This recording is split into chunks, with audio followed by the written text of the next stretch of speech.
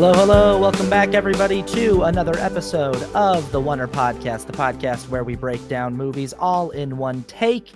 I'm Austin Archer, and with me, as always, is my childhood next-door neighbor and lifelong best friend, Cramer, England. How's it going? It's going well. I'm very excited to talk about this. We're late. It's just we're already late. The whole internet has done it. They have. The movie came and went in a wild flash because this is the sequel to $1 billion movie, and it feels like you went and saw this 2 nights ago and the theater was empty. Yes, it was on. Okay, I went to see it on Monday night. This is the Monday after it opened, and it was a 7:45 showing. It's not like it's really that late. I mean, Monday doesn't have a lot of people, but for every other Monday showing that I've seen, there's been at least 5 other people, right? And this is usually a week or 2 or 3 weeks after it's opened. There was literally no one. There's no one in the theater. And I'm like, okay, well, somebody will show up once, after the trailers or in the middle of the trailers. No, nobody was there. I was there, and then all of a sudden the cleanup guy came in to check to see if anybody was in there. Maybe I'm gonna watch it. I'm here. Don't worry. No, I'm watching it. So it was weird, I do a podcast and I have to watch it. Yeah. This is for my job. This is for my podcast. Oh my goodness. That's so actually crazy. It really speaks to the power of aggregators in the current film industry that this is a $1 billion movie. Joker, Todd Phillips' Joker is a $1 billion movie. The reason why they made it was a movie that never planned on having a sequel. The reason why Joker Folie Deux exists, that's what we're talking about today, by the way. If you didn't see from the title of the episode, Joker Folie Deux. But the reason why the movie exists at all is because of how much money the first one made, and the reviews were so bad that you saw this movie Monday, October 7th. It opened Friday, October 4th, and theaters were empty by Monday. Yes, they were empty. I think you're totally right. This does show the influence that people do have on moviegoers. But I think this one is a little bit more skewed because it's based on a comic book character. And the people were expecting something. So, I mean, you have a huge group of people who love the comic book character. And then you have a huge group of people that just loved the last movie, and it didn't seem to please either of them. Right. And I mean, we'll get into it, but it's kind of, I mean, this one was at a little bit of a disadvantage because you have history behind this character. And history, not a lot of history, but more history behind the movie too. I mean, Joker was a movie that a lot of movie people liked because it was done very well. Everything was, Joaquin Phoenix did amazing. He won an Academy Award. So it kind of appealed to those people too. And it just isn't hitting with either of those audiences. You'd still think, though, that with a movie that size, with an IP that size, with those stars, that even with bad reviews, there would be enough audience members that would be like, well, I still have to go see it. Because that's a movie that for me, it was like, whatever the Rotten Tomatoes score is, I'm going to be buying a ticket to see it. It's just one of those movies where I'm like, I'm going to, not only because we have a podcast where we talk about movies, but that's just a movie where I'm like, I will be seeing that movie even if it sucks, just because that's my sort of commitment to the Batman IP and to those characters and to, so I'm surprised that there aren't more people who are saying, even though every YouTube video I see about this movie and everything I can possibly find on the internet seems to say it's the worst movie ever made, I gotta go figure out what is so bad about it. And this is one of the first movies where it seems like everybody's just taking what everybody else says and no, I don't even want to see it. Because usually, I agree with what you're saying. Even if it's a bad movie, if it's one that I've wanted to see, I want to make up my own mind. I don't, I want to go see it and figure it out, which I'm glad I did with this movie. But this is people are like, no, I'm not even going to go see it. I don't even care. It's kind of crazy. I've never seen it before.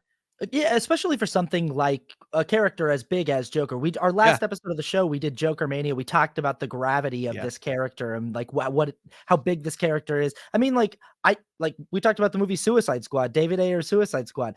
That movie had a lot of hype around it because it featured the Joker. It was the first on-screen iteration of Harley Quinn. You had all these characters that had not been brought to the screen before, and I mean, gosh, the early reviews of that film were like, this thing sucks. and Yeah. I still think the Monday after opening weekend, there were still sold out theaters for Suicide Squad. I can't be sure, but Yeah. I think that, it seems to me like that was still a movie where people were like, well, I got to go make up my own mind, you know? Yeah. Yeah. And I don't know how much I'm wondering now how much Suicide Squad made. Whatever, I'll figure it out later. But yeah, yeah. People wanted to see that movie Yeah. regardless. So it's kind of weird. It's kind of strange. I will say this before so this is a podcast where we do break down the plots of films. So spoiler alert, if you have Spoiler not alert. seen Joker Folie, we do go through the entire plot of the film, and we will be going through a lot of the Yeah. aspects of the plot of this film.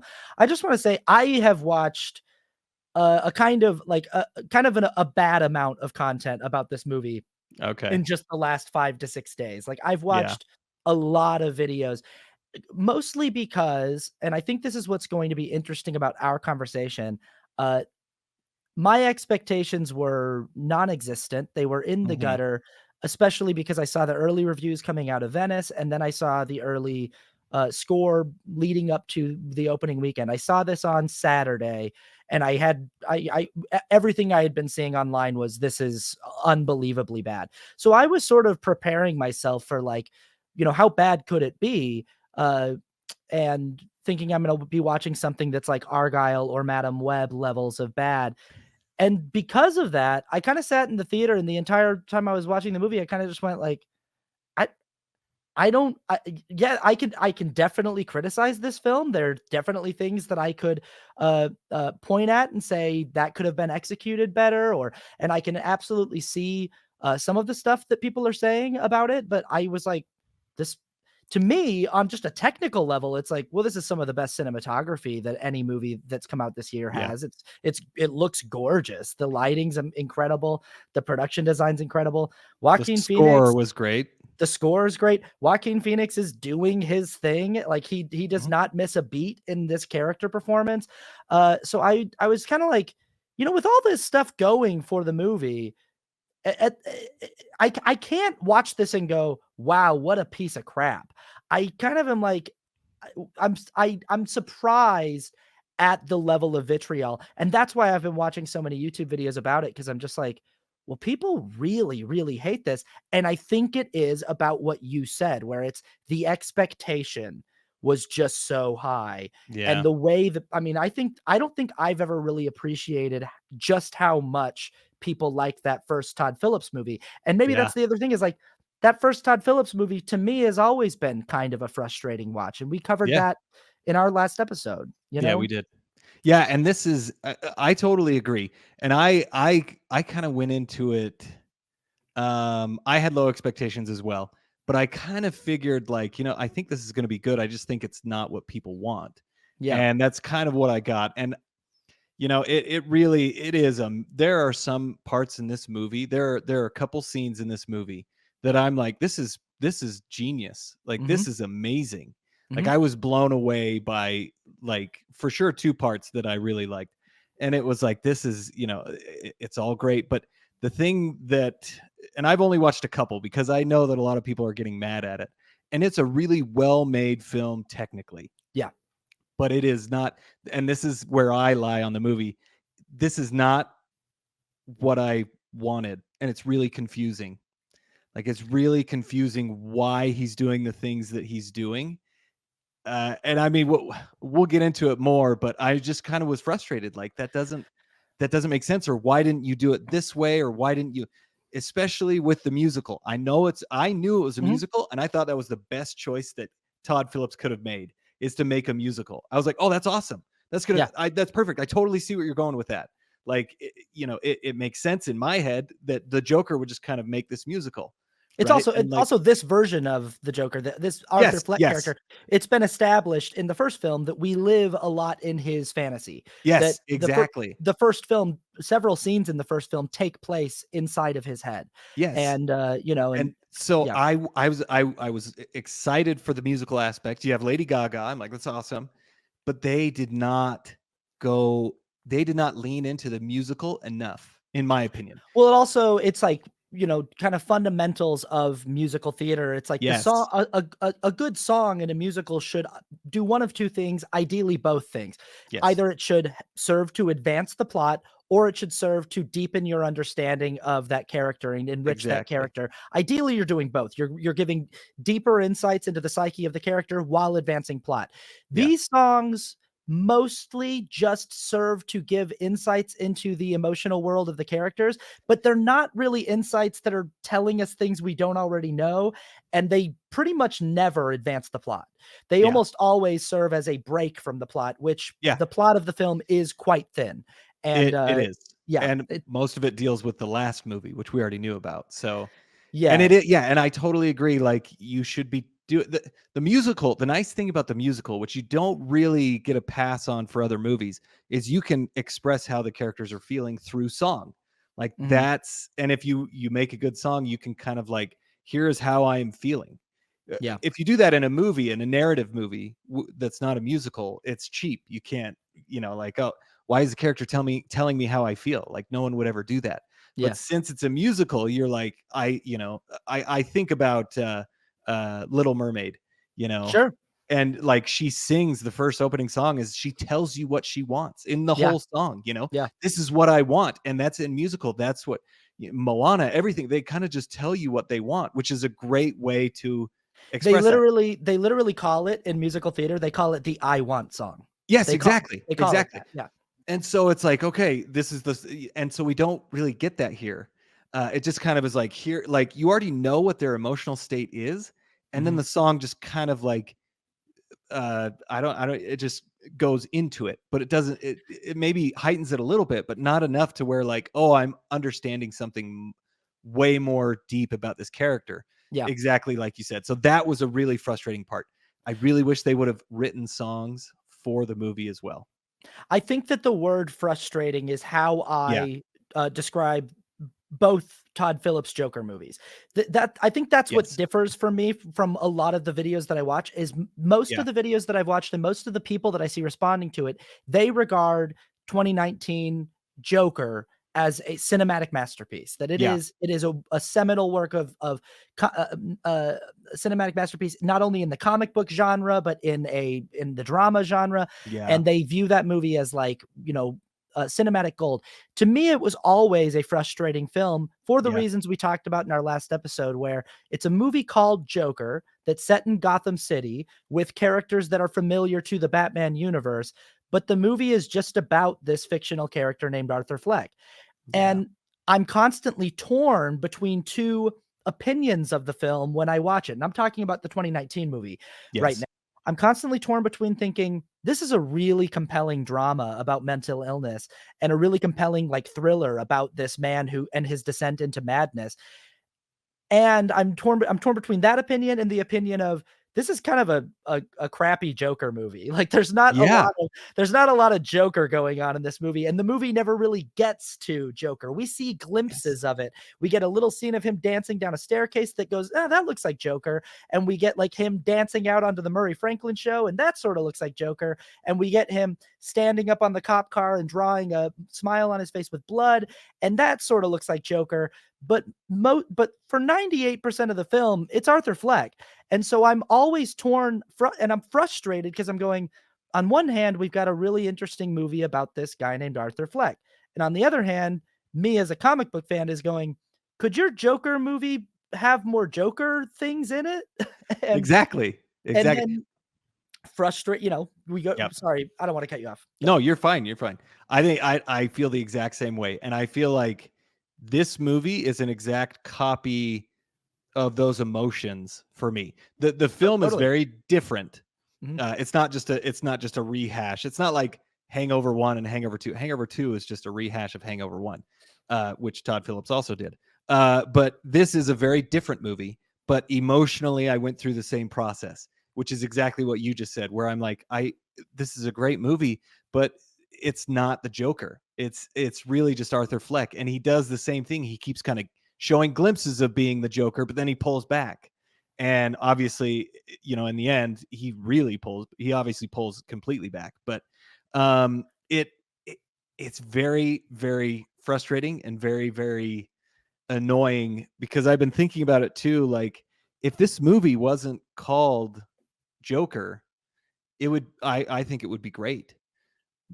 But But that's that's the problem. But because it's called the Joker, you have this history with this character that I am expecting. So that's why I want to see it. So if it wasn't called Joker, if it was just called Killer, yeah. or murderer, whatever, it would be a very interesting movie. I don't think it would have made $1 billion. I No. don't think it would have had the appeal that it did. I mean, because could you make him dress up as a clown? No, that wouldn't make sense. Then everybody say it would be a ripoff of the Joker. So it's like it's weird. It's a really weird thing to grapple with. But here's because I agree with you about Folie à Deux, that it's much the same thing. It's like we Yes. talked about this on our Joker episode, that it was like maybe in Joker 2 we'll get an opportunity to see more of the version of Joker that Arthur Fleck becomes. We don't Yeah. get that. Spoiler Nope. alert. That's not in Joker 2. If anything, he's just as much Arthur Fleck as he ever was. We even have Yeah. the same arc where like he's taking his meds and then he stops taking his meds at one point in the movie to become, we do. and that we literally repeat things. But there is something that Phillips is clearly doing here to me in my mind, in the second film, that depending on how I want to look at it as an audience member and as a film fan, as it might make me like the first movie even more. And it might make the whole story that he was telling work even more to me. And that's if I just go, hey, maybe I just need to set my comic book fan hat aside and my expectations of what I think I'm owed by a film called Joker that's set in Gotham City aside, and just watch the two movies that were presented to me on their own terms. And what I think we actually wind up having here is a meta commentary on the audience's relationship to the character of Joker. Because what I think Joker Folie à Deux winds up being is Todd Phillips is, I think he was already trying to say this in the first film, but he's really driving it home that he's going, do you guys care about this guy, Arthur Fleck, or do you just care about the idea of Joker? And that's what Joker Folie à Deux winds up being about, that I think is actually kind of brilliant, is this sort of confrontation with the audience that's like, you managed to connect with this guy and his story that's very sad, and all of these things that happened to him, and the way that he was abused, and his mental illness, and his kind of pushback against the system. My question to you is, are you relating to this guy because you relate to his story? Or are you relating to him and cheering for him and putting posters of him up in your dorm rooms because he's the Joker from Batman? And would you care about him and his struggle and the things and the people that are mean to him and the abuse that he endures if he weren't the Joker? Would you care about him if he was just some guy? And that to me is interesting. That's an interesting conversation. It is. And I mean, of the few videos that I've watched, Todd Phillips is definitely trying to drive his point home that like you shouldn't really like the Joker. Kind of Yeah. like what you're saying, right? Like, Mhm. but I don't think, like, there's obviously people who take the Joker too seriously. There's people who took Joker, the first movie, too seriously, right? And they thought he was a hero, and they thought, oh, he's totally right. But I think that's such a small amount of people relatively, right?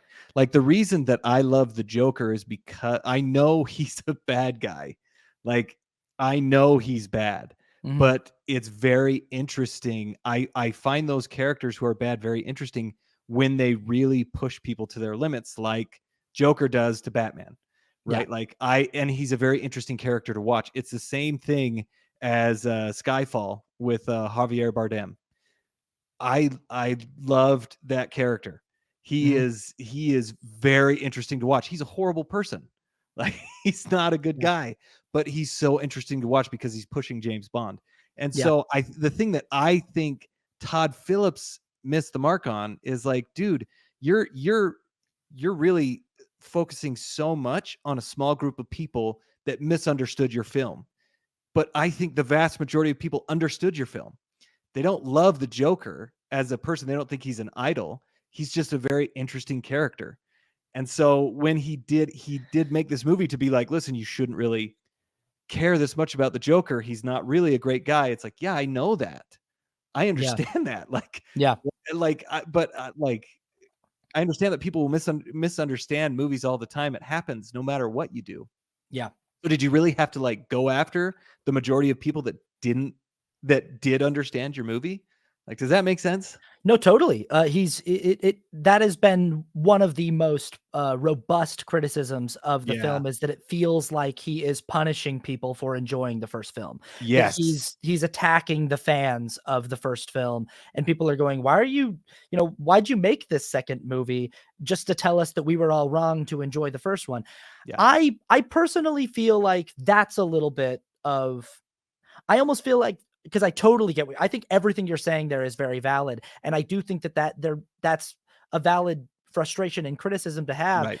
and I also think that you're right that, like, he might be, overestimating the actual amount of people who were idolizing, this version of the Joker, and just kind of misunderstanding that it's not that we idolize Joker, it's that we Yeah. are fascinated by the character, and if you are presenting us with a, Taxi Driver style character study, but set in Gotham City and about the origins of Joker, we would like to see you explore the character of not just Arthur Fleck, but of who you are telling us Arthur Fleck becomes, which is Right. Joker. Not because we idolize Joker, but because we are interested in Mhm. Joker as a character.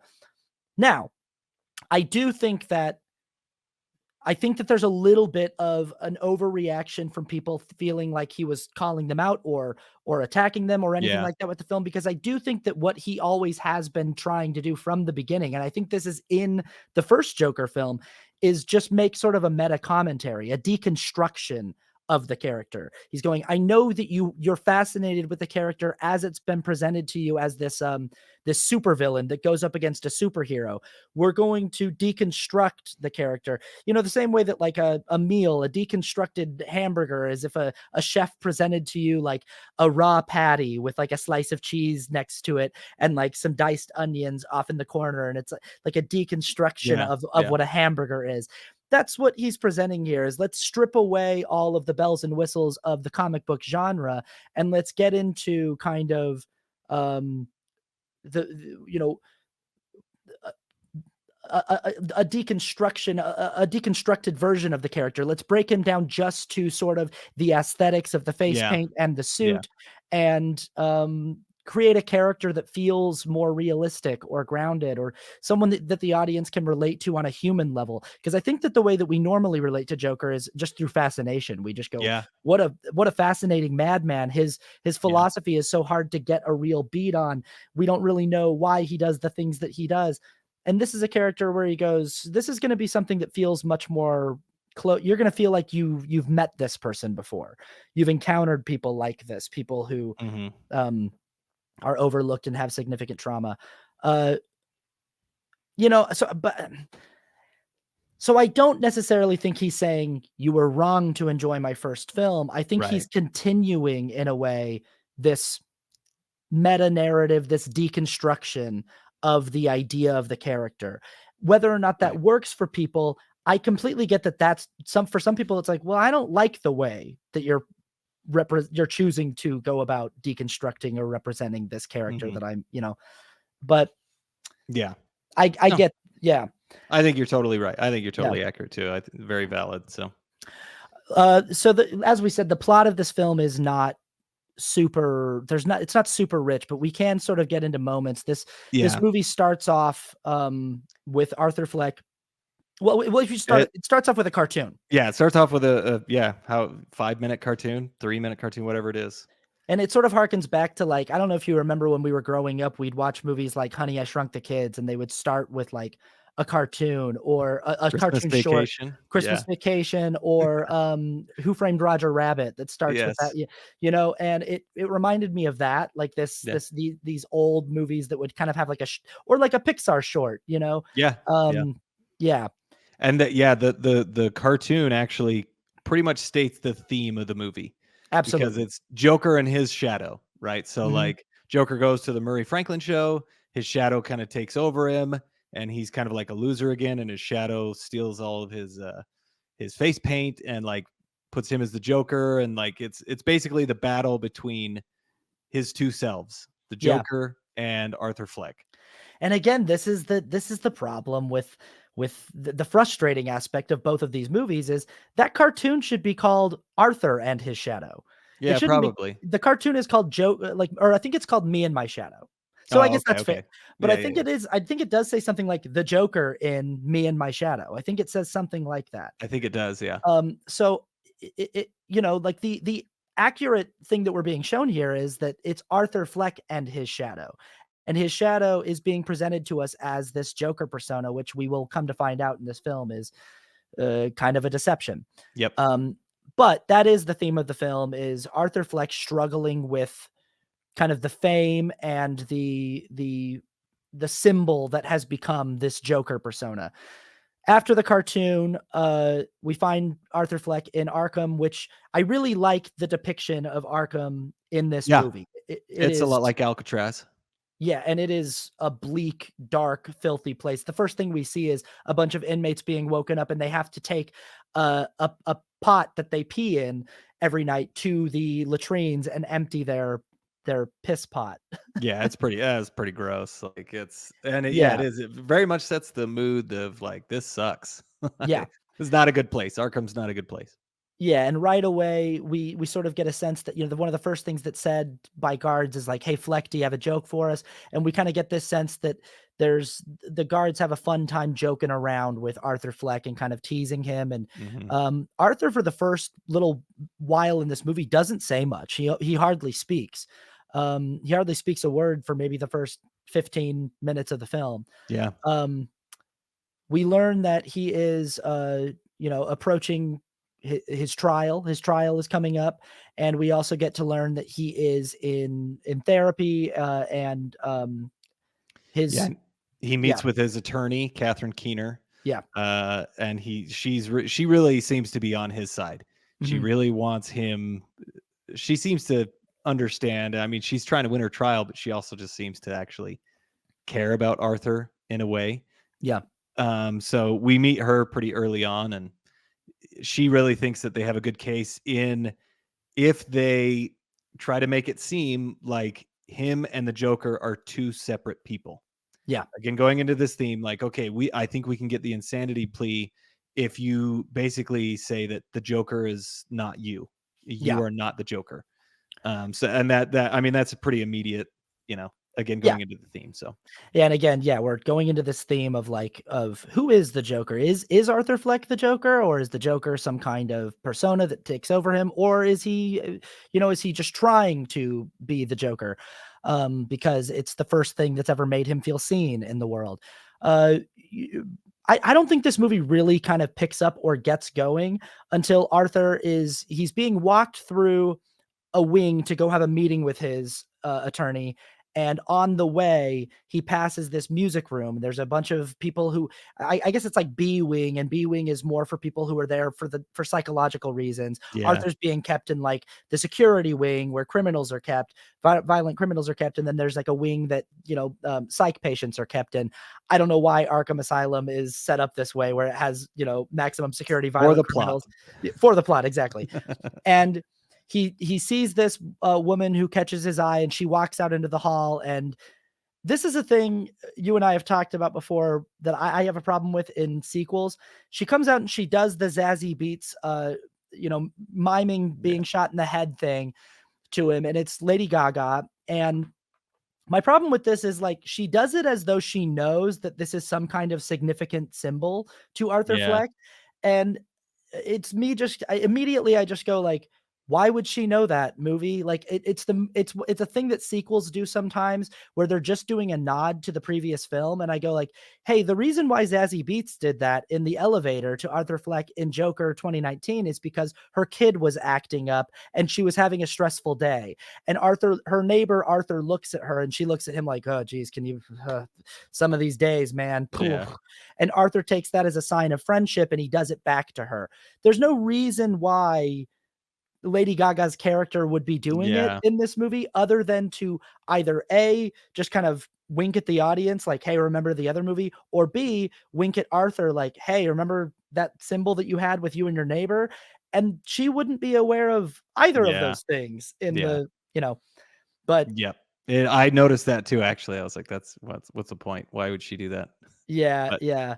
But anyway, Arthur winds up getting, because he's not Arthur is very well behaved, and he doesn't get into a lot of trouble, and the guards wind up getting him approved for going to music lessons. And this is also because one of the guards, who kind of has this weird sort of chummy relationship with Arthur, played by Brendan Gleeson, yeah. he likes to sing, and so for his own selfish reasons, he wants to take Arthur to singing class so that he can also sing. Uh, Yeah, I love Brendan Gleeson. I think he's an amazing actor. I don't and I know that there's a lot more. He's a strange character in this movie.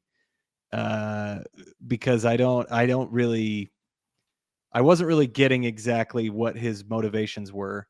Because he did seem to really like Arthur, and and I don't know, maybe I'm sure if I looked into it more I could figure it out, but he just seems to like the star appeal. It's almost like he likes Arthur because he's somebody famous that he can kind of be around. One thing they did talk about, they made a TV movie of the whole situation, right. so he's kind of famous. Yeah.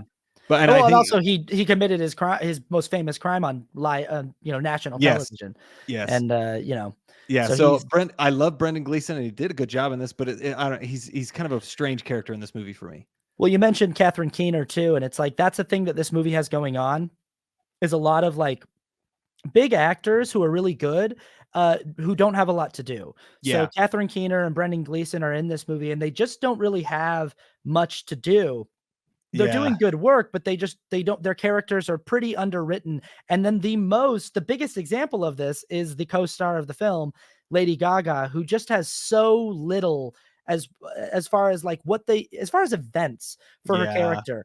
The yeah, vast majority of her screen time is spent in fantasy with Arthur, which is a major theme of the film, but there just aren't like events for her character to go through. There aren't She's just sort of there, and yeah, that's the only person who's really doing any real work here as far as like moving through events and a plot is Joaquin Phoenix.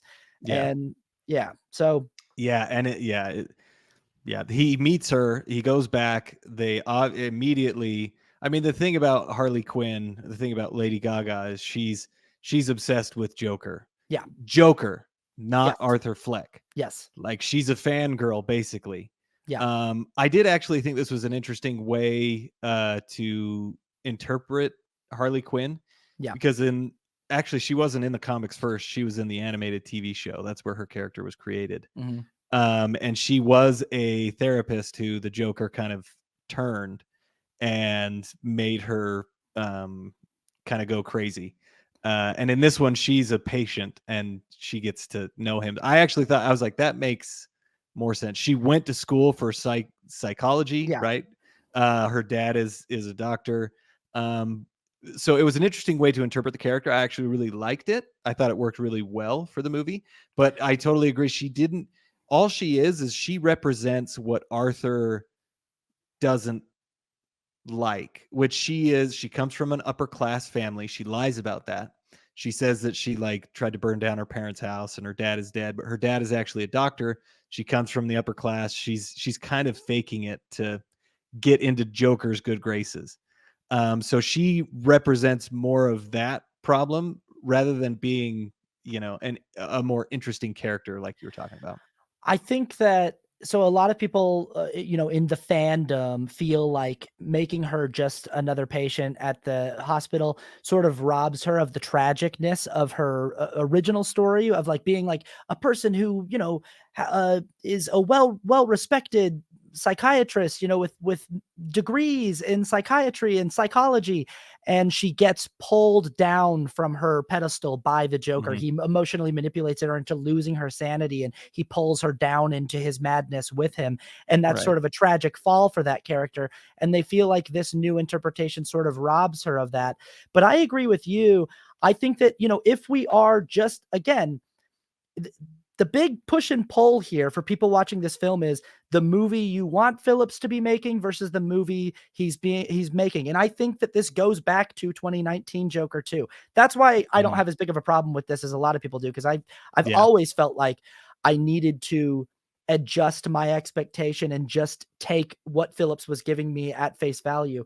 and he's giving me a deconstruction. He's giving me an Elseworlds Mhm. deliberately different interpretation. And this interpretation uh is something that to me makes more sense. Yeah, me too. I or at least in a feeling of what seems more plausible.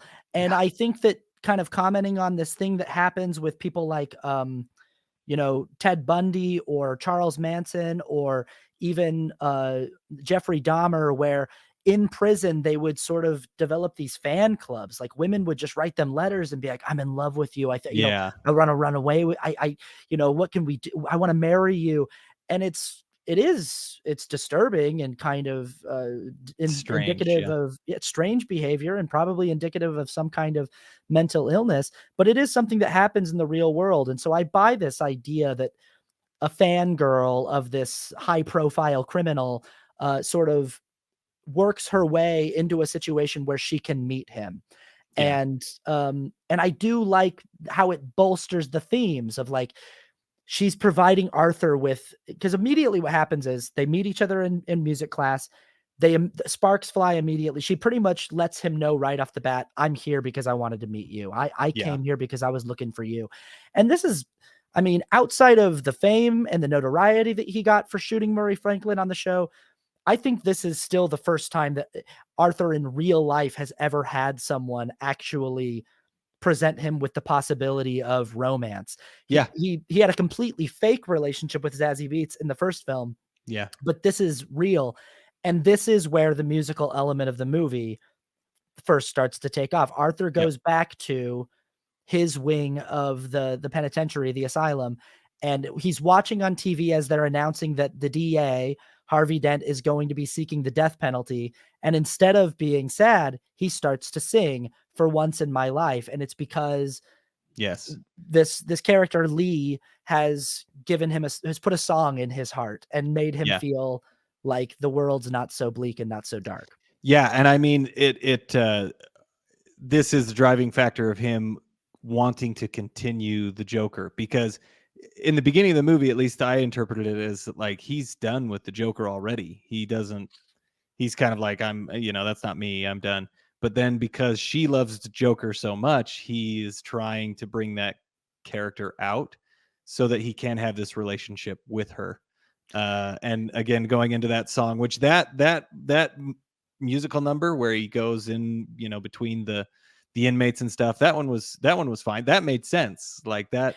That worked for me. And so I'm sitting Yeah. here in the audience going, "Wait a minute, that was a lovely musical Yeah. number." Yeah. I You loved it. know? I thought it was great.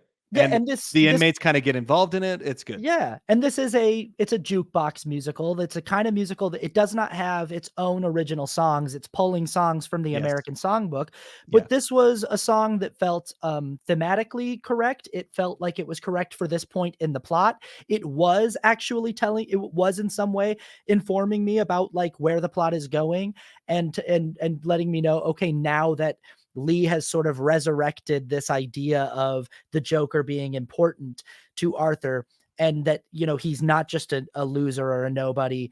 Hmm. He's willing to have hope again and to start dancing again. So right off the bat, like, immediately when the musical numbers start, I'm sitting in the audience going, God, the way that people were talking about this movie led me to believe that the musical numbers were just awful. And this was Yeah. a pretty well executed one. Um, Yeah. Yeah. Yeah. yeah, and And I thought that the first two, I think, are actually pretty good. because So the next one is they're watching a movie together, right? yes, they're Yeah. watching a movie. She sets off fire. She goes back to have a cigarette. She throws her matches into the piano and it starts a fire, and they're able to get out of the jail, and they have a dance, and they dance, and they're singing to each other. I can't remember what the song was. Maybe Do you remember what the song was? that's entertainment or, Yeah, oh man, I I should can't probably remember. remember. Yeah, I don't remember. I can't remember if it's a continuation of the song that was playing in the movie that they were watching, or if it's its own song. Yeah. I can't remember.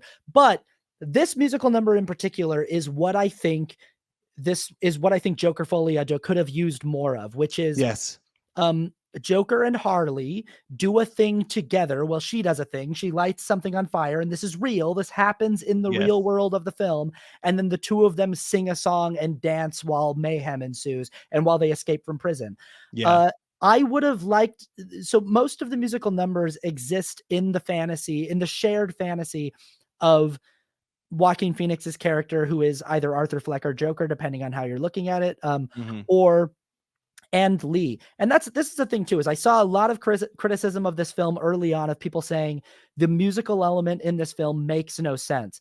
But it actually, I mean, immediately it makes perfect sense to me, because if you look up what folie à deux means, it's a term that refers to a kind of shared psychosis. It's Yes. when two people are stuck in the same delusional psychosis, two people specifically, because it's a folie à deux. If it's a folie à trois, Mhm. it's three people, 3. and so on and so forth.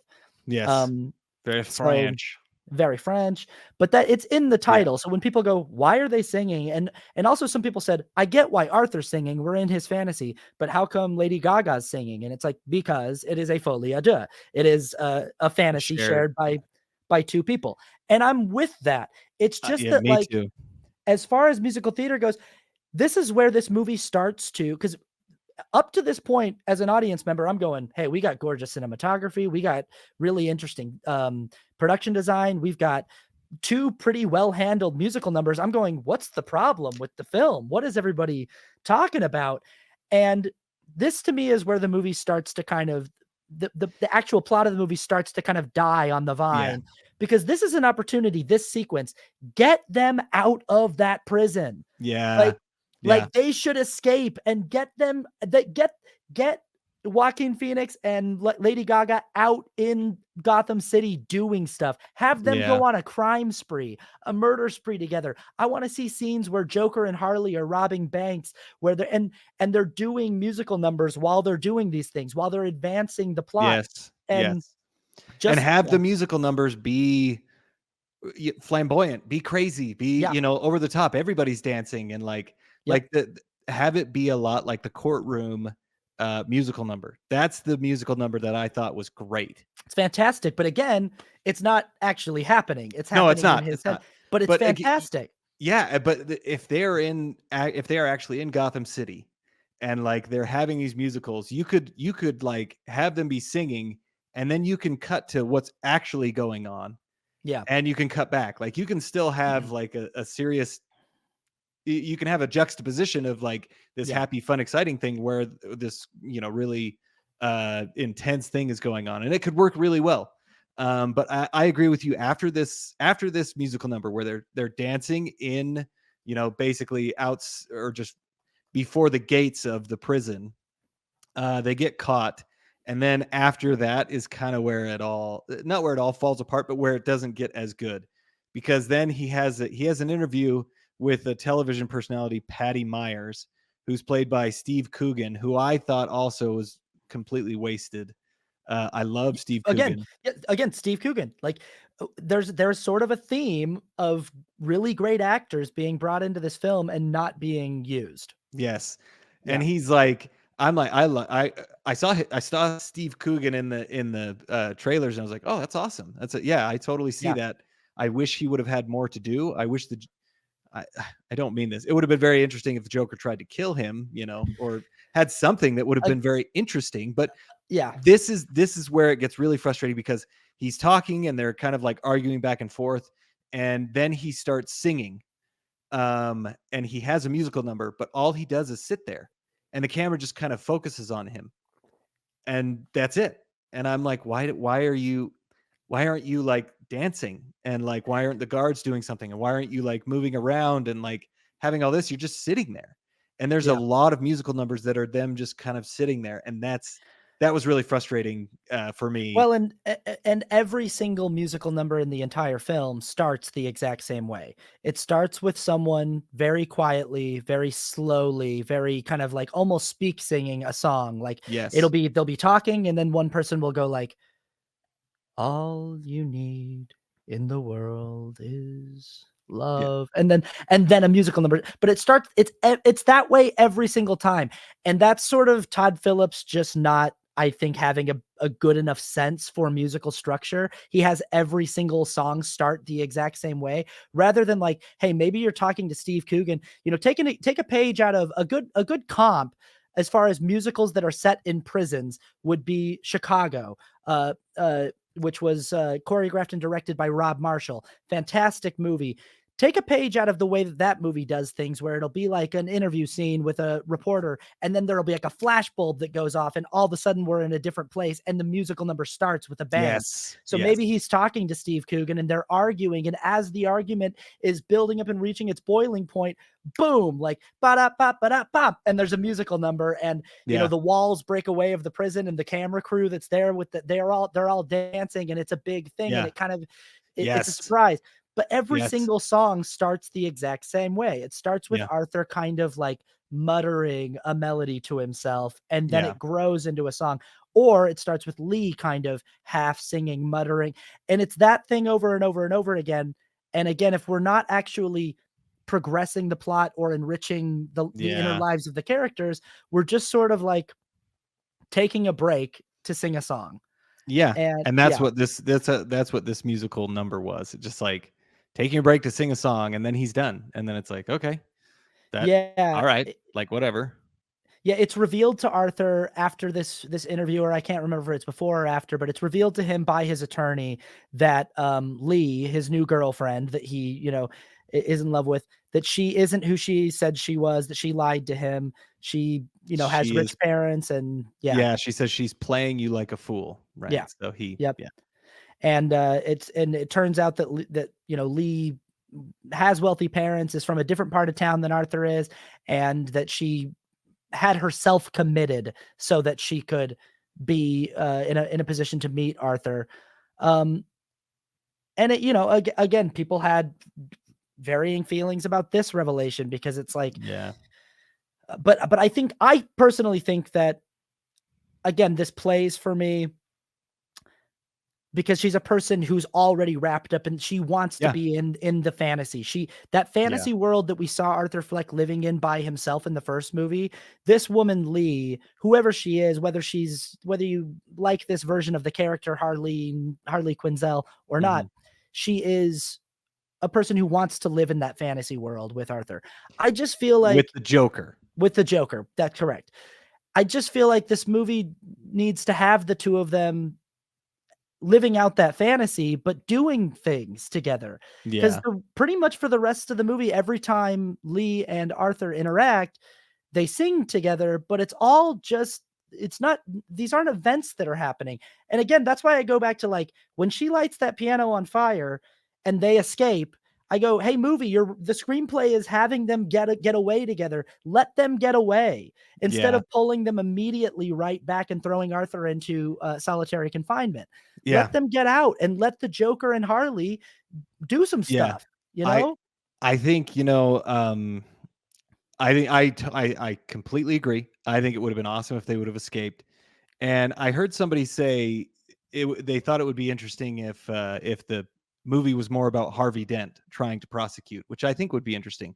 But I think what would be really good is if they escaped, and then you make the movie about Commissioner Gordon, who's probably Mm, not commissioner at the time, but yep. who's chasing him.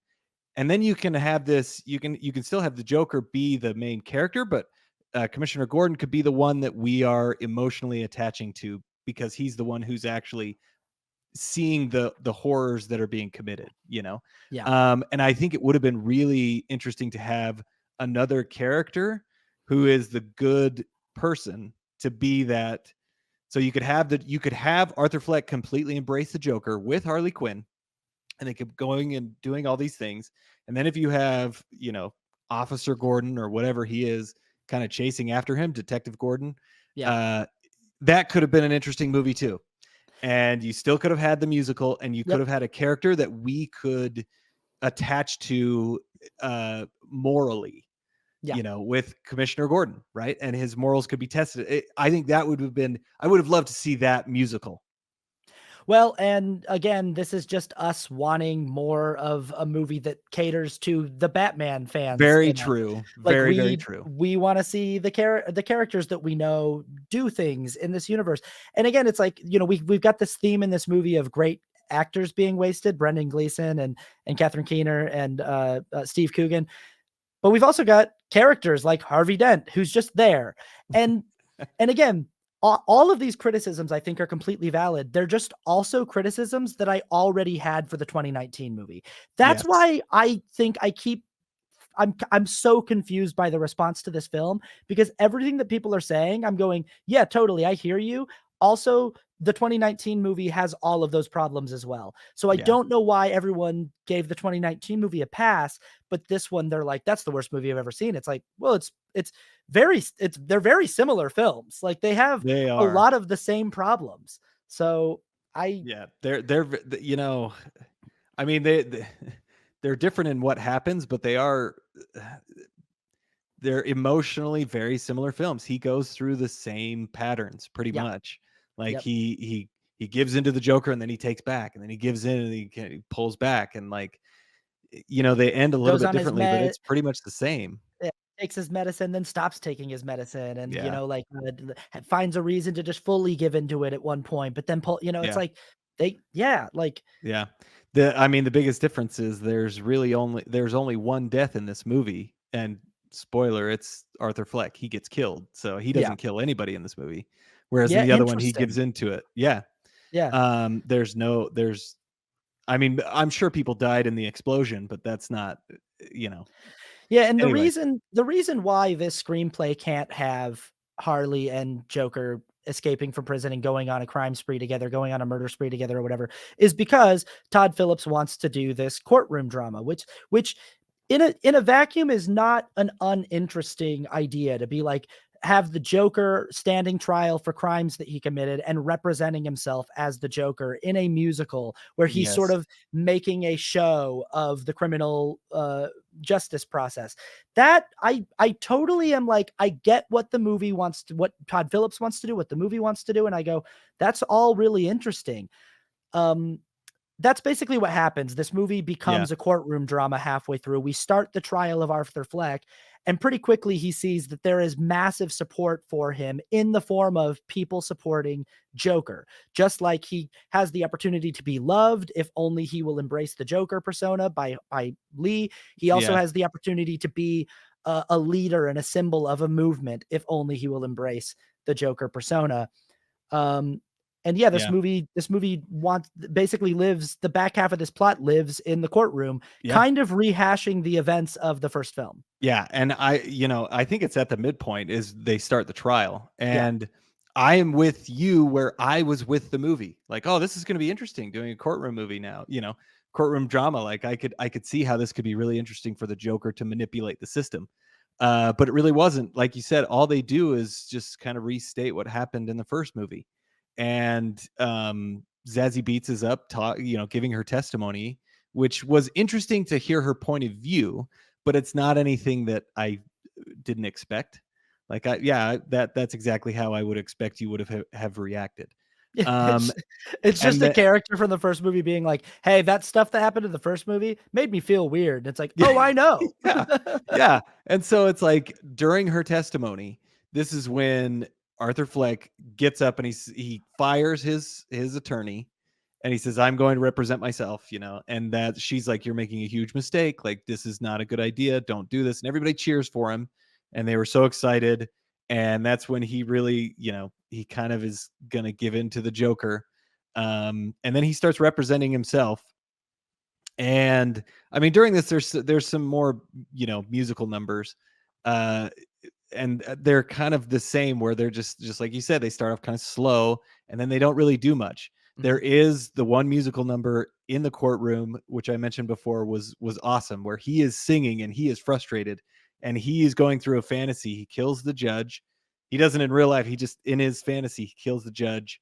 uh does he kill anybody else? I don't know if he kills anybody else, but He shoots a cameraman, that's right. in the and this is a moment where this is similar. If Joker 2019 and Joker Folie are very similar on their beats, their emotional beats. This is like the moment to me that is the same as the staircase moment in the first movie. So the first movie has him dancing down the staircase, and that's like the Yes. most Joker that we get. That's like that's Yeah. the closest to a traditional Joker interpretation that we get in the entire movie. And this moment so we should say when he This is decides to represent himself, he represents himself as Joker. He wears yes. full He full wears his face makeup. paint, and he wears a suit that looks like a Joker suit. But this musical number that he does in the court where he smashes the judge's head with a Yeah. giant hammer, He it's does kill Harvey Dent as well. yeah, and it's the closest he comes in the entire film to looking like the Joker. And Yes. it's similar to the 2019 film. It's like we just get a little glimpse of it. Yeah. And it's not even real this time. It's literally just a thing that he imagines. And None of it happened. and so again, I totally understand comic book fans and people who are going to see two movies that are called Joker and Joker Folie about a guy in Gotham City who wears face paint that looks like the Joker and going, could you please do something as the Joker in either one of these movies?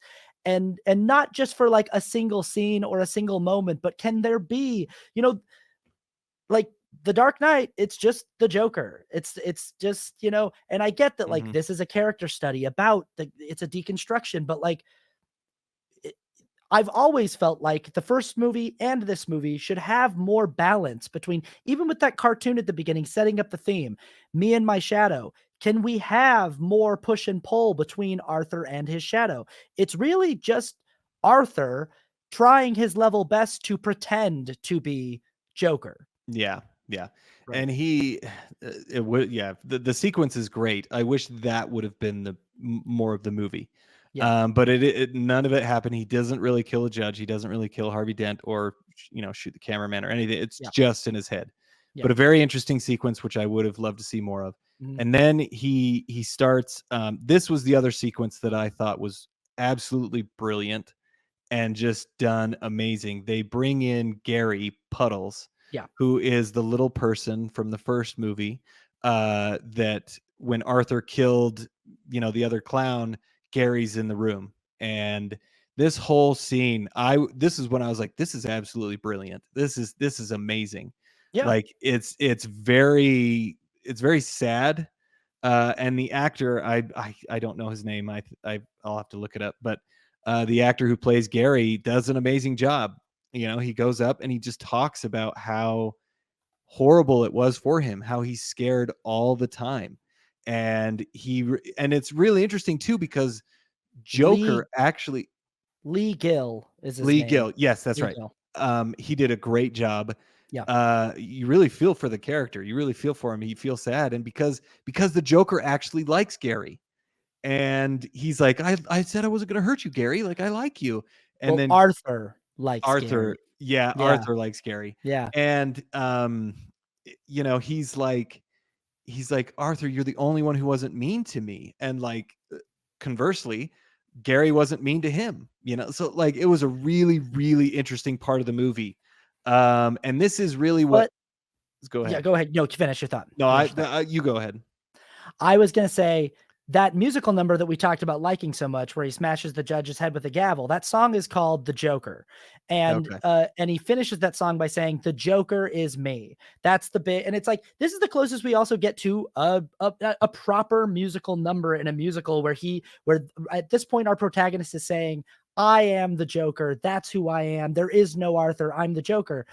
And this scene, while it's great, while this Gary Puddles scene is great, it is also the thing that kind of pisses off a lot of fans, because almost Yeah. immediately what we see is the veneer of the Joker persona crack, and we see who's underneath, and it's Arthur.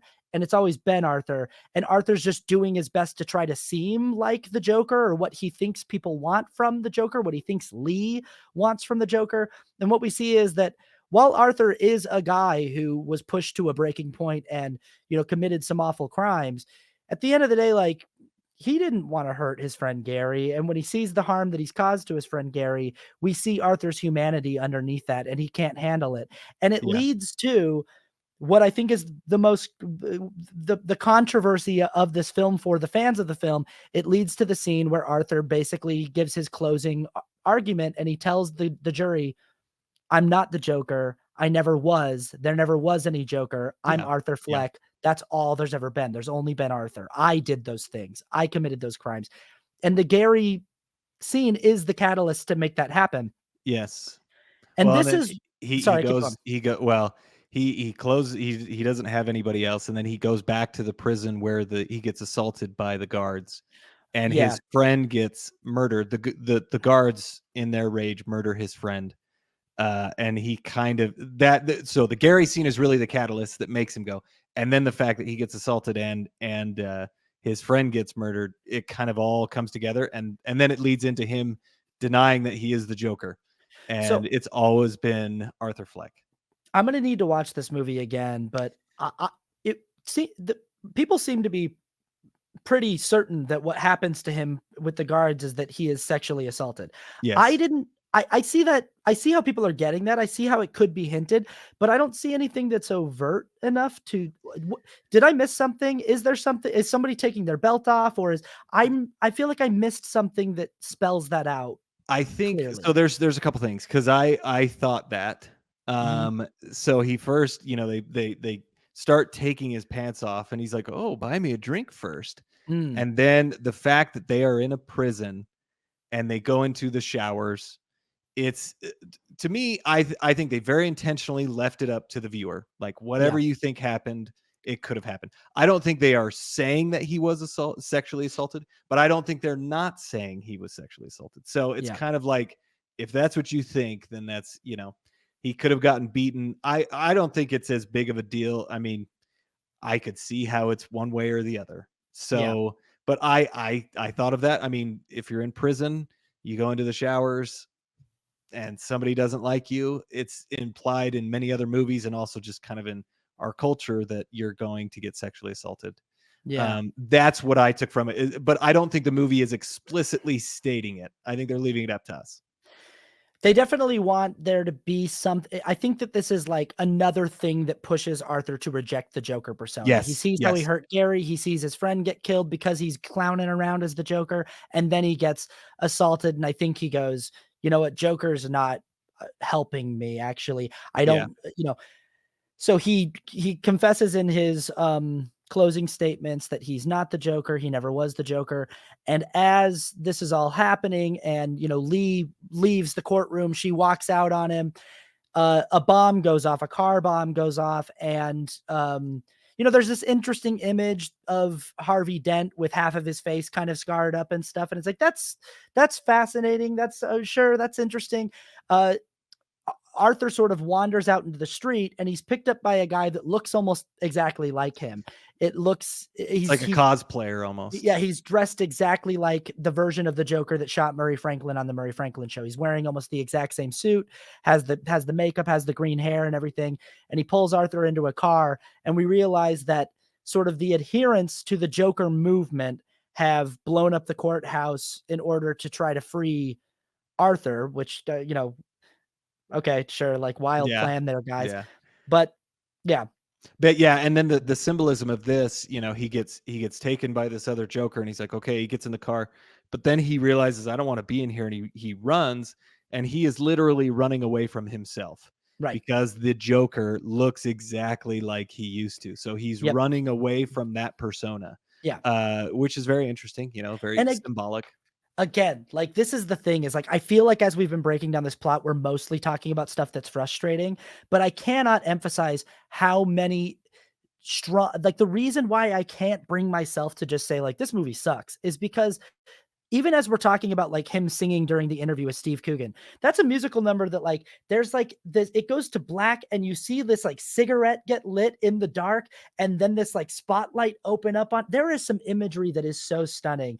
And when Oh we talk yeah. about setting up the theme of Me and My Shadow with that cartoon, not only do you have this wonderful image of Arthur Fleck running down the street being chased by the Joker from the first movie, which is like just a fantastic cinematic image. Like that's I'm sorry, that's good film craft right there. It is. And then also you've got this thing that is kind of, we haven't been talking about it, but the entire movie, and it's pretty hard to miss, there is an inmate in Arkham who in several different scenes as Arthur is moving through stuff, there's this guy that's looking at Arthur and smiling at him, and he's standing over Arthur's shoulder in a lot of scenes. There's a lot of scenes where Arthur will be looking at a TV, and over his shoulder there'll be this guy that's just smiling at him.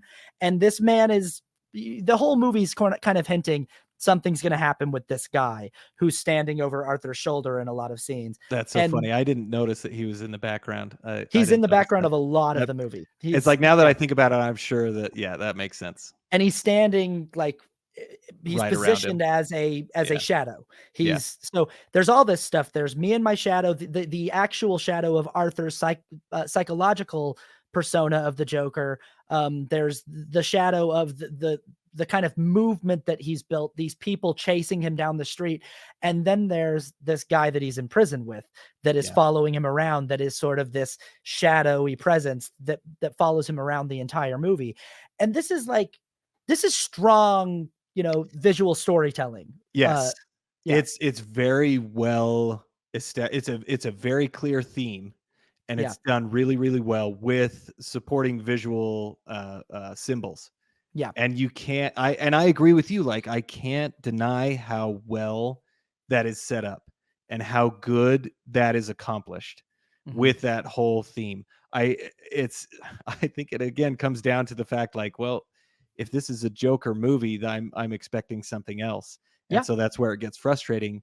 And I'll get into why it's also, it's also frustrating because in the end of the first movie, I can kind of see like, okay, well, he kind of gives into the Joker. That's how he becomes the Joker. But in this one, it's completely taken away.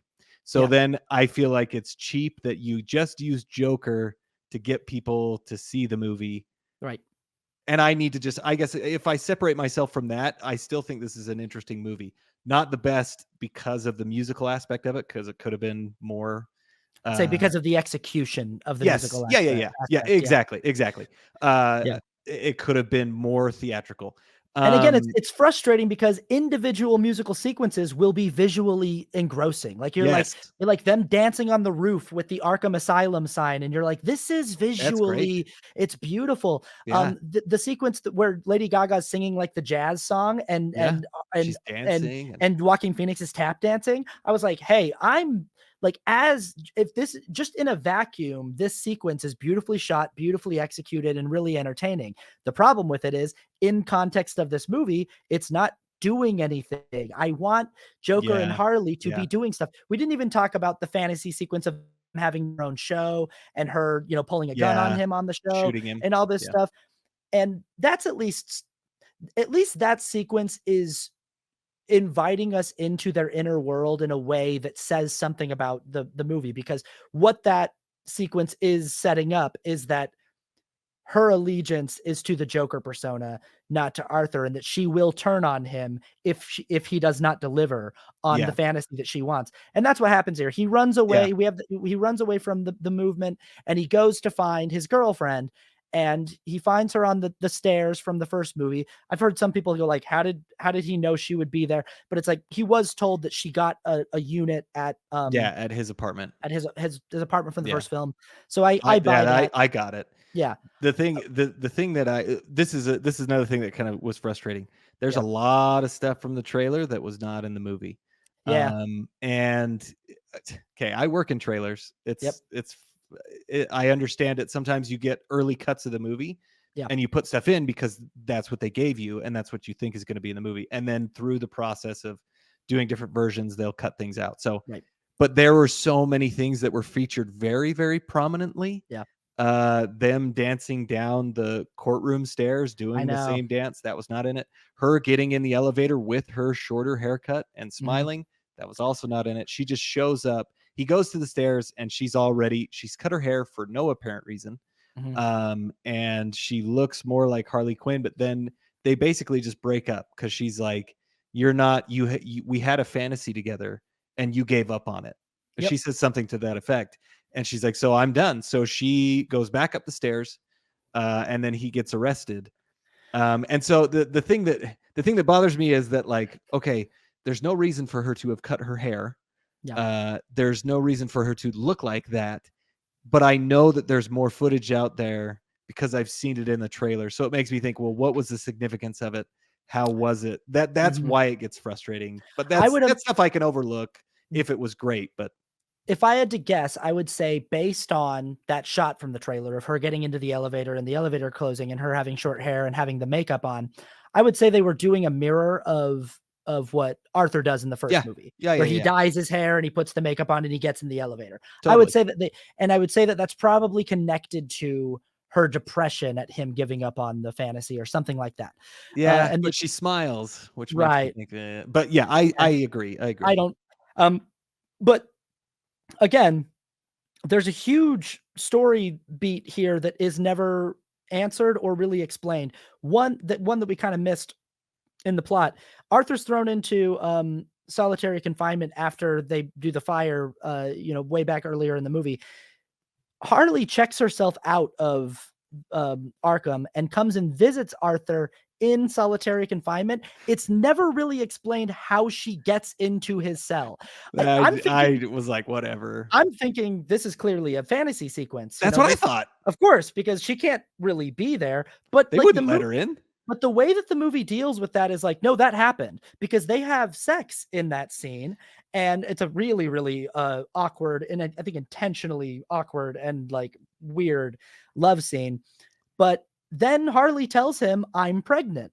Yes. And this and again, this is a problem I think that the movie has, but it's a problem that the 2019 movie has as well because it introduces this question of do Lee and Arthur have a baby on the way? And it never answers the question. He asks her about it when Yeah. they're breaking up, "What about our baby?" And she just sort of walks away. And the 2019 movie has the same problem with the introduced question of is Arthur Fleck Thomas Wayne's son. And Yeah.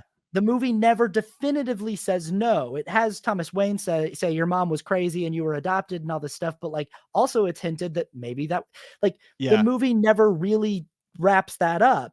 And Yeah. then and that doesn't that's the thing is like the Wayne family isn't even in like No. Bruce like there's No mention. no mention of it in Joker Folie Deux, but this whole thing of our Arthur and Harley having a kid is just Yeah. like I think that the is Arthur Thomas Wayne's son.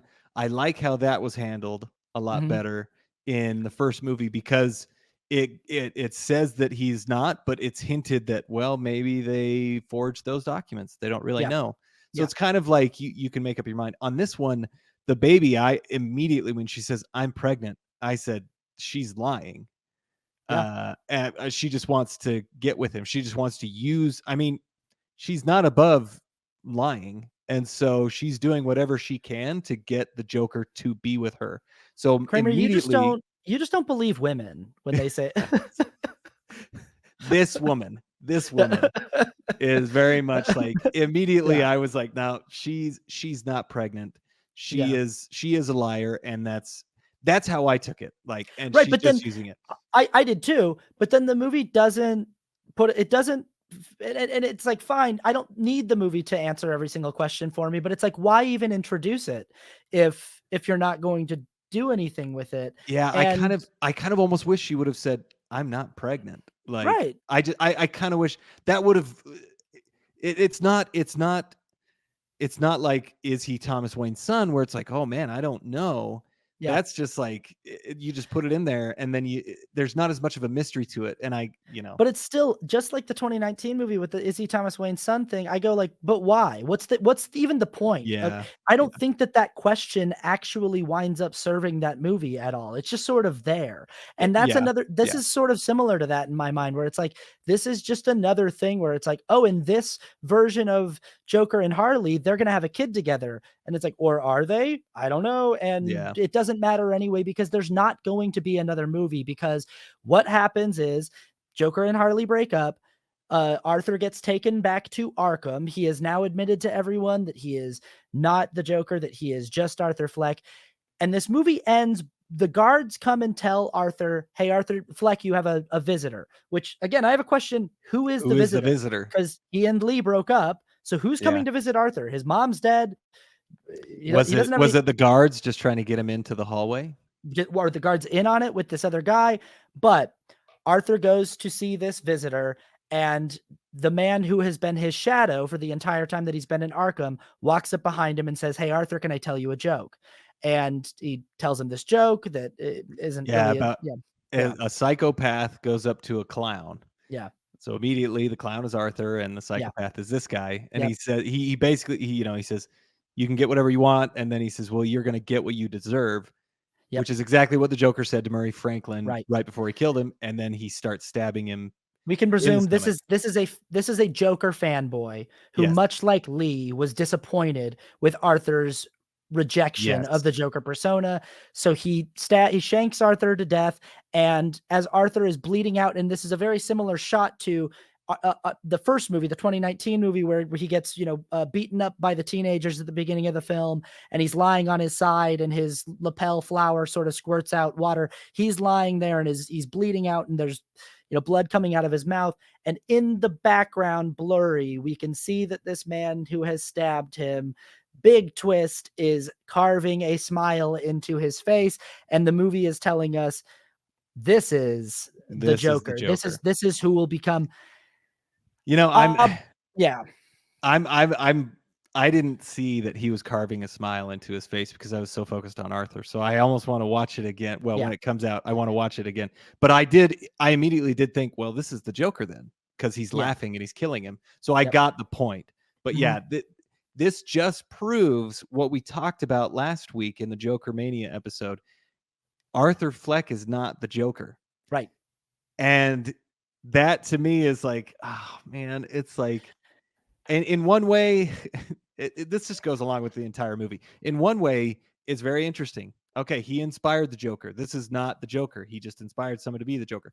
But then in the other way, it's like, well, then what's the point? Like in the end of the first movie, I could be like, I don't think that's a Joker, but I could see if he gave into it, maybe he could actually become that character. This is no, he is not the Joker. Like, period. He's dead. He is not the Joker 100%. And that's why I say I'm of two minds, because it's Yeah. very similar in the 2019 film. It's like, hey, if this is just a drama about a guy named Arthur Fleck and his descent into madness, I think it's a really interesting and potentially genius film. But as a Joker film, I'm pretty it leaves a lot to be desired. And then in this next movie, I go, if this is a sequel to the 2019 Joker movie, which kind of opened up the possibility that like he's becoming the Joker, and now we have a sequel where I go, okay, cool. Sequel rules are, if I just saw the guy becoming the Joker at the end of the first movie, he should be the Joker in this movie, and you should Yes. pay that off. So as if this is a sequel to a Joker movie in the Gotham Batman universe, I am disappointed, and I want more Joker, and I want more events featuring the Joker. If this is a sequel to the Arthur Fleck story, once again, the movie kind of becomes potentially kind of brilliant, where it's like, if that's all that we've ever been doing, because that question, just like we talked about on the last episode, if this movie doesn't exist, I'm frustrated with the 2019 movie because I go, I don't think that this character ever gets where I want him to get. I don't think he ever fully becomes the Joker. Then this movie comes in and goes, that's because he never was. And at Yeah. least there's an answer to that question of like, the reason why in the first movie he never feels like he fully, because it's my problem with the 2019 movie always has been, I just have the Joaquin Phoenix has built such a detailed character with Yeah. Arthur Fleck. It's so hard for me to believe that that guy could ever become the Joker. I Yeah. see Arthur Fleck doing his best to try to be someone else, but it's still Arthur under there, even in the 2019 movie. And at least this movie goes, the reason why that is because he was always Arthur all along. And I think that there is something interesting in this Elseworlds deconstruction meta commentary of the character that's saying, this was never the story of how Arthur Fleck became the Joker. This is the story of how Arthur Fleck introduced the concept of Joker to the city of Gotham and to the people of Gotham.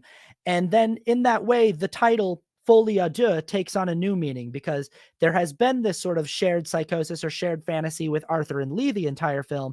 And now the Joker persona is infecting other, it's Yeah. taking on a life of its own, and it's becoming a folie however many people it's infecting. And that guy that did the car bomb at the courthouse, he Mhm. could be a version of the Joker. And this guy that shanks Arthur, he could be a version of the Joker. And this potentially unborn child that Harley might be carrying, this could be the Joker. This, like, there's all Yep. these like Yep. possibilities of what it could be. And I think that as an Arthur Fleck sequel, that's interesting. And the way that we're wrapping up that story, we're sort of doing this like circular, there's a circular narrative is something that is used a lot in tragic comedies where your character ends at the exact place that they began. And that's what we are literally doing here. We started the first movie with him lying in the Yeah. alleyway. We're ending it with him lying in the hallway, and he ends it where he began. I think that that's interesting. But in the, in the world of Batman, I don't think that the Joker ever should be somebody who got the idea from somebody else. Yes. It Yeah. goes into what you talked about last week with sometimes knowing the origin of the character lessens his impact. Mhm. And that's kind of what I feel like too. It's like, oh, so the Joker just took it from somebody else. Like Right. if this is if Arthur Fleck inspired the Joker, like then that lessens that Joker to me. So Totally. that Joker is not nearly as interesting because he just stole it from somebody else. So it's like that's a little weird. So and Yeah, it's always gonna be like, you're not the real Joker. Like, you're yeah, not yeah, you're just the copycat. You're just yeah. imitating the Joker. Yeah, and I mean, in the comic books, I don't know this one exactly, but in a recent comic book, Batman gets to some supercomputer that knows all, everything or whatever, and he says, "Who is the real Joker?" And they say there are three, and there's like three separate Jokers. And then so there are multiple Jokers in the comics in some version of the comics, right? But it's still just I don't know. This one just rubs me the wrong way because I totally agree with you. I'm of two minds. In one way, it's very interesting. In the other way, I don't like it at all. And I lean more towards the I don't like it at all because it's kind of it just doesn't I don't it just doesn't feel like the character. And I think that's what ultimately is so frustrating for me. Also, it also just feels, I think, a valid feeling is like, it just kinda feels like we were just, like, tricked, like, Yeah. lied to. Like, it's just Yep. like, you just kind of tricked me into watching these movies by telling me you were gonna do a Joker origin story or a deep dive into the character of Yes. Joker, but this Yes. wasn't, and it never was your intention to tell me the Yeah. story of the Joker. It was always, and the comedy of the 2 movies was you were never watching a movie about Joker. You always were watching a movie about Arthur Fleck all this whole time. And I would even go as far as to say, in Todd Phillips' version, Elseworld version of Gotham City, I would go as far as to say there is no such thing as the Joker. The Joker does not actually exist. Even this guy that kills Arthur in the hallway, it can't be the Joker that we, not the one from the universe. It just can't be. Like, there can't be a Joker who got the idea from some other guy. The Joker is a singular concept and is a person who is introducing a new. When the Joker emerges in the Batman world, he's bringing something new. In this world, if this Bruce Wayne that we see in the first movie, in the 2019 movie, if he grows up and becomes Batman and has to square off against the guy that shanks Arthur Fleck in the hallway, and that guy's wearing paint that looks like Arthur Fleck's paint, everybody in town's gonna go, "Aren't you just doing that thing that guy Arthur Fleck did?" And they'll know his name too. They'll be like, "This is the Arthur Fleck thing." Like, he's a very Yeah. famous, Yep. like, his trial was very famous, and he was, Yeah. so Yeah. I think that what the joke winds up being of both movies is you came here for a Joker movie, ha ha. It never was. Yeah. And while that is frustrating, I think that is the word of these 2 films, frustrating and disappointing. Yeah. I can't get around the fact that it's like, it is, man, it's interesting, and people sure are talking about it, and I think people are going to continue talking about it and debating it for a long time. Yeah. I think the problem with that is though that with this one nobody's seeing it. Right. So I I I think that retroactively that this movie's gonna be very it's good. I think this movie's going to continue to inspire a lot of dialogue Oh yeah. about, Oh you yeah. know about Yeah, the genre and the character, and yeah. it will live on as I don't know. I don't know. Well, yeah, I think it'll be kind of like what we talked about. There will be two camps, some that love it and some that hate it. I think the people that hate it will continue to be in the majority. Scores. Yes, let's get into it. Let's get into scores so we can wrap this puppy up. If you don't know our podcast, we give scores for technical achievement, for rewatchability, for cultural significance, how well they stuck the ending, and our personal subjective scores. So technical achievement for Joker Folie à Deux. This is going to be my highest score. I listen, it's high. I'm Okay. giving it an 8. Okay. No, that's fair. Yeah. I gave it a 7 because this is the thing. Like, this movie is so beautiful. Mhm. How it's shot. And again, I said this before. The score for this movie was really, really good. Not when they're singing, the actual score, Mhm. orchestral score of the movie was really good. And I Mhm. really, every time it came on, I was like, man, this is like, it sets the mood. It gets you back. Like, even they'll have a musical sequence, but then they'll come back and it totally sets you right back to where you are, which is like, this is depressing. And so that really did well. It looks beautiful. The fact that the theme is so heavy and it's apparent, but it's not like slamming you in the face. It's done very, very well. So Well, it is. I think you're totally justified in giving it an 8. the fact that that shadow storyline was subtle enough that you didn't even catch it, because I was watching it going, oh, I see that guy, and then later thinking about it going, oh, that was an interesting thing to have the shadow there. I didn't catch the fact that he's being chased by the guy. I was like, oh, that's cool too, that he's Yeah, being yeah, chased by himself from the earlier. yeah. So I think that this is the thing about this movie is like the response to it makes it seem like I hear the word messy a lot. It's a mess. And I go, I was even sitting there in the theater going, it's not a mess. Like it's pretty No. like straight. It's pretty easy to follow. I don't watch this going, whoa, geez, the editing's all over the place. And it doesn't seem like he knows what he wants to do. I think that there are very valid criticisms about the execution. And I think that there Yes. are very valid criticisms about like, what is Todd Phillips trying to do with these two movies at all? Like, Yes. why are you calling them Joker if you don't actually want to tell a story about Joker? You just want to, I Yeah. think that those are all very valid things.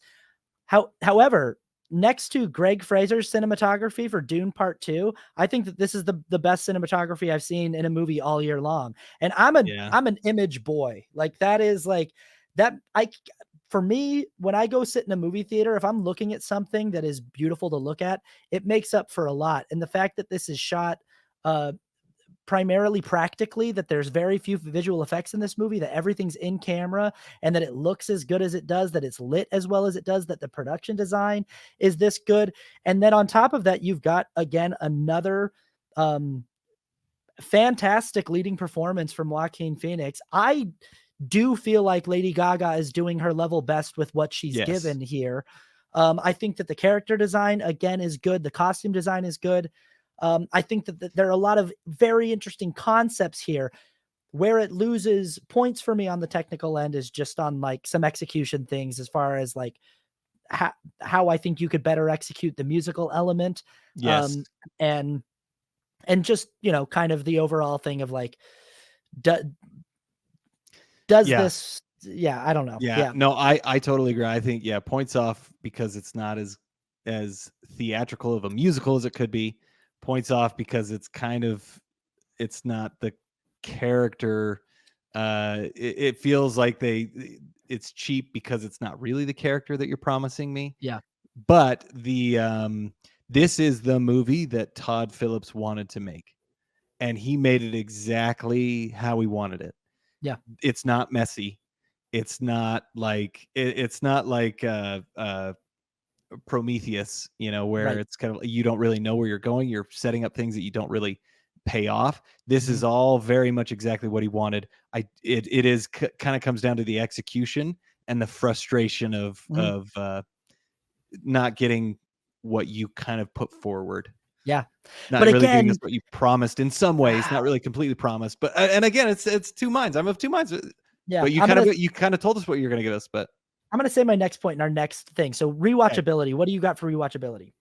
Rewatchability, I said 3, Okay. because I mean, it is long.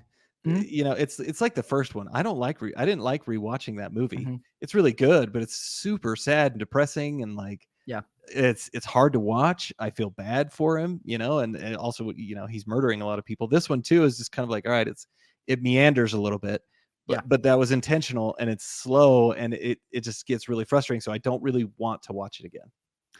I think that's a completely fair score, and I think that a lot of people are gonna feel that. I think there's gonna be a lot of people who go, I don't ever need to watch that movie ever again."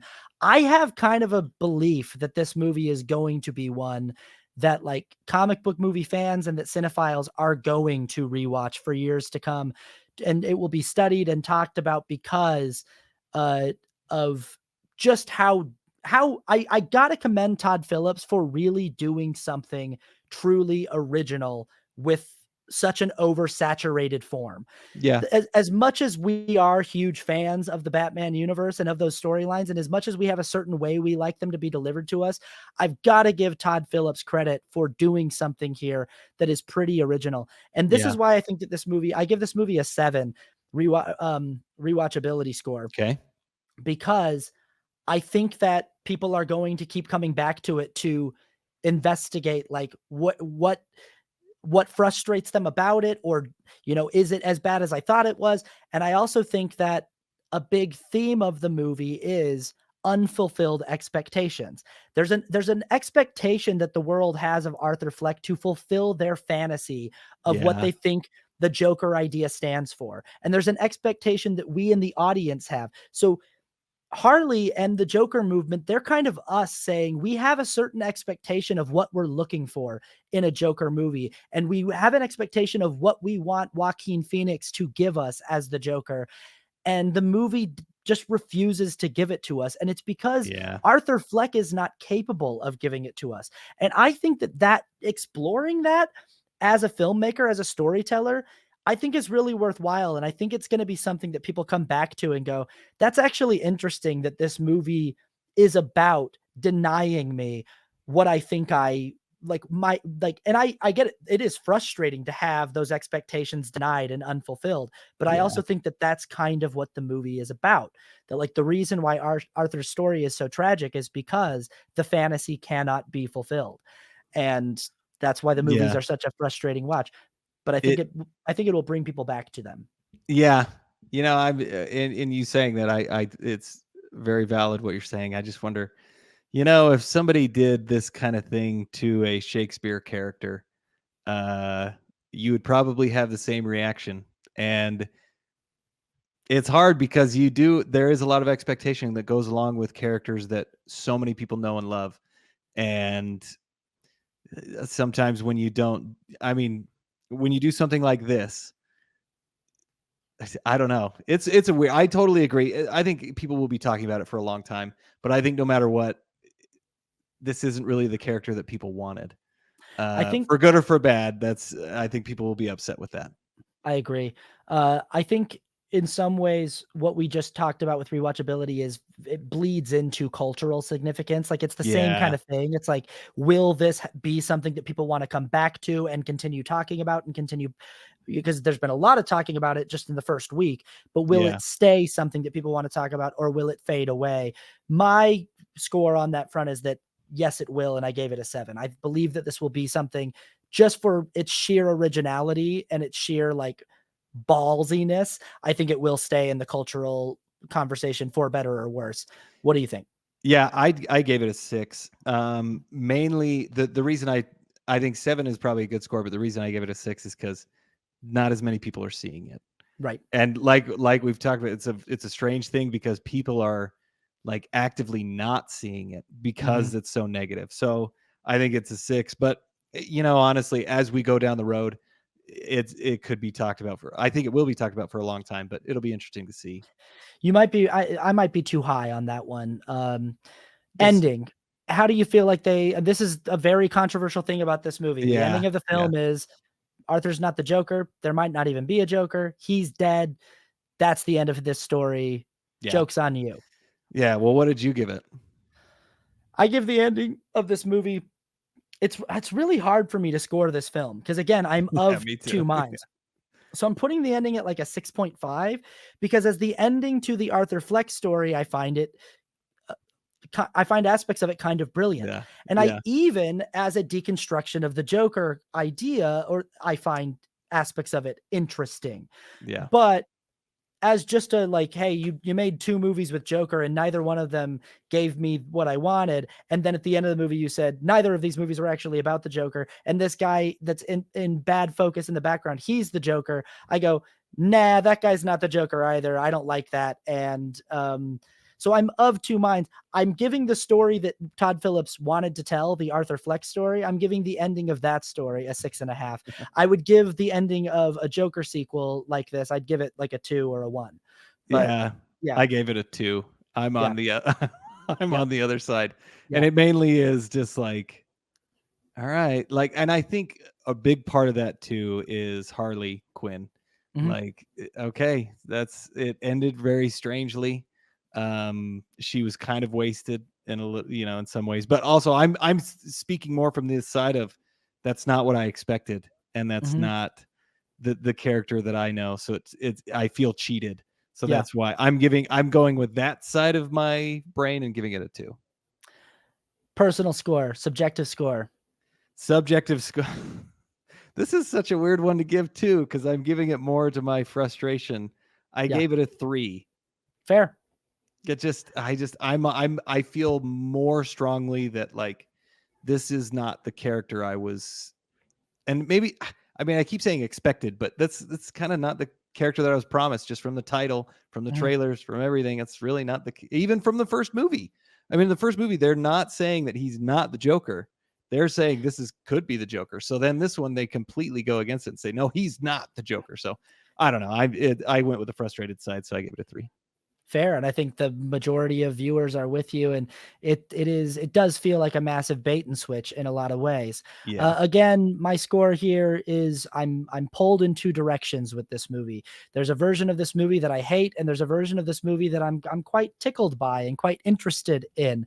And so I think I would sort of I'd put the score at a 5 for me because I'm pulled in 2 directions, and then Yeah. I bump it to a 6 because I think I skew in the direction that I'm a little more interested in it than I am pissed off by it. Yeah. Especially because, and I think the reason why my score differs from a lot of other people's is because I never really was on board with the first movie to begin with. I was always sort of like, there's things about the first movie I like, and there's things that I find to be kind of frustrating and kind of annoying. And then this movie sort of goes, well, hey, if I just take it as it's delivered to me, that then it sort of fixes some of those things for me. It's like, oh, the things that bothered me about the first movie of him never quite feeling like the Joker, it's answered in this movie. The reason why that is because he never was. And so now I know I'm just watching a movie about this guy who's sort of being chased by this idea that's bigger than him. The Joker Yeah. idea is sort of, me and my shadow. And I'm like, that's kind of interesting and brilliant. And so I skew toward, and if I put my score dead center, I tilt it to the 6 Tilted to the to right. yeah. So Yeah, that's good. And actually, yeah, the funny thing is, I feel the exact same way about the first movie as well. I wasn't yeah, into it. I didn't love it. yeah, But my expectations for this one, it's like now that you say that, my expectations for this one were like, all right, he's got to fully give into it, and yeah. that's what I want. And then I didn't get it. But if I look at it the way that you did, which is like, well, it's not the Joker story. It is more interesting, but you lean to the positive. I lean to the negative. So It really could go either way with a movie yeah, like this, but that's yeah, why at least it's not a movie where it's just like, wow, because that's what's interesting about the audience response to this and like the cultural response to this is people are treating it like it's the worst movie of the year. It's one of the worst yeah. movies in years. And I'm like, yeah, it's definitely more worthwhile than some of the stuff that gets made. And Completely agree. yeah. Um, well, there it is. There's Joker That's it. Folie. Let us know your thoughts and keep check out our other stuff. This podcast is we're getting rolling now. We're moving and grooving, and Yeah. soon we'll have our own YouTube channel, I'm sure. So Yeah. we'll keep you posted on the developments on that. And Yeah. yeah, take it easy. Yeah. We'll see you next time. Yep. We'll see you later. Bye bye. Bye.